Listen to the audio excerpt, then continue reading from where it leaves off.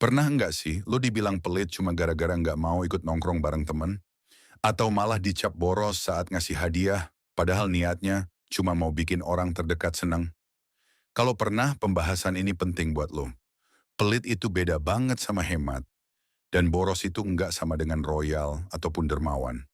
Jangan sampai salah kaprah ya. Perbedaannya memang tipis dan sekilas terlihat mirip. Tapi kalau kita perhatikan lebih dalam, bedanya cukup jelas kok. Karena itu, penting banget buat memahami perbedaan keduanya. Dengan begitu, kita nggak akan salah menilai orang lain dan bisa menerapkan prinsip-prinsip ini dengan bijak dalam kehidupan sehari-hari. Hemat versus pelit. Hemat itu soal kemampuan mengatur keuangan dengan bijak. Artinya, seseorang tahu kapan waktunya mengeluarkan uang dan kapan harus menahan diri. Hemat itu bukan tentang mengerem sebanyak mungkin pengeluaran, tapi tentang memilih pengeluaran mana yang benar-benar penting dan bermanfaat. Sedangkan pelit biasanya muncul karena rasa takut kehilangan. Orang pelit cenderung enggan mengeluarkan uang, bahkan untuk hal-hal yang sebenarnya perlu. Misalnya, makan makanan seadanya setiap hari padahal mampu beli makanan bergizi, atau selalu ngeles pas urunan bareng teman. Contoh lainnya dalam hal wisata, orang-orang yang hemat biasanya akan mencari promo tiket pesawat sehingga mereka tetap bisa berangkat liburan dengan budget yang terjangkau. Liburan sendiri adalah cara mereka merefresh otak dari rutinitas harian yang melelahkan. Sementara itu, orang pelit bisa jadi malah memilih untuk tidak liburan sama sekali, meskipun punya waktu dan uang. Hal itu karena mereka merasa takut kehilangan uang. Royal versus boros. Royal bukan berarti asal hambur-hamburin uang. Orang yang royal biasanya punya keinginan buat berbagi atau memberi yang terbaik untuk orang lain, tapi tetap tahu batas. Mereka sadar kapan waktunya berbagi dan kapan harus menyimpan untuk kebutuhan pribadi. Sedangkan boros, ya kebalikannya. Pengeluaran dilakukan tanpa perhitungan. Belanja asal-asalan, sering tergoda promo, atau membeli sesuatu cuma buat pamer. Padahal efeknya bisa bikin keuangan jebol dan malah jadi beban di kemudian hari. Ngasih hadiah buat sahabat yang ulang tahun itu adalah bentuk royal yang bijak. Tapi kalau tiap ada diskon besar, langsung check out 10 barang yang nggak jelas tujuannya digunakan untuk apa, itu baru namanya boros. Tips hidup seimbang, royal tapi tetap hemat. Satu, buat anggaran. Tentukan persentase dari penghasilan untuk kebutuhan sehari-hari, tabungan, investasi, dan hiburan. Ini penting supaya keuangan tetap sehat dan gak asal keluar.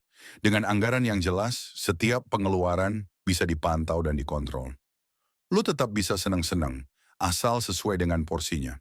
Dan yang paling penting, jangan lupa alokasiin dana untuk masa depan. Tabungan dan investasi itu wajib. Dua, pilih momen yang tepat buat royal. Nggak semua situasi harus disikapi dengan pengeluaran besar. Royal itu soal niat dan ketulusan, bukan soal seberapa besar uang yang dikeluarin. Adalah hal yang wajar buat lo ngasih hadiah pas ulang tahun istri, bantu keluarga yang sedang butuh, atau kasih apresiasi buat orang terdekat. Itu momen-momen yang pantas buat berbagi. Tapi kalau niatan berbagi adalah agar terlihat keren di Instagram, mending pikir ulang dulu deh. Tiga, bedain keinginan dan kebutuhan. Kebutuhan itu adalah hal-hal mendasar yang harus dipenuhi, seperti makan, transportasi, atau pakaian yang layak. Sedangkan keinginan adalah hal lain yang sifatnya tambahan. Contohnya gini, kalau lo butuh jaket buat musim hujan, maka beli saja sebagai bentuk pemenuhan kebutuhan. Tapi kalau motif pembelian jaket lo karena kepincut oleh model-modelnya yang lucu, terus lo pengen beli 3 warna sekaligus karena kebetulan lagi diskon, nah itu namanya keinginan, bukan kebutuhan. Tahan dulu, lo harus pikir lagi sebelum melakukan pembelian. Ingat, mengontrol keinginan adalah salah satu bentuk kedewasaan finansial. Empat, beli barang berkualitas. Jangan asal murah. Barang yang bagus dan awet justru bikin lo lebih hemat dalam jangka panjang. Kadang harga yang sedikit lebih tinggi sebanding dengan daya tahan dan kualitasnya. Misal, membeli celana formal seharga 190.000 yang awet sampai 4 tahun, jauh lebih hemat dibanding membeli celana 70 ribuan yang cepat rusak dan harus diganti setiap tahun. Membeli barang mahal yang berkualitas bukanlah perilaku boros. Justru sebaliknya, kebiasaan ini adalah strategi hemat jangka panjang. 5. Belajar bilang enggak. Tidak semua ajakan jalan-jalan, nongkrong atau belanja harus diiyakan. Kadang menolak itu perlu, demi menjaga kondisi dompet dan mental tetap stabil. Nongkrong sama teman itu wajar, bahkan sehat secara sosial. Tapi kalau intensitasnya terlalu sering dan biaya yang dikeluarkan makin tinggi, maka kegiatan tersebut bisa berubah menjadi kebiasaan yang boros.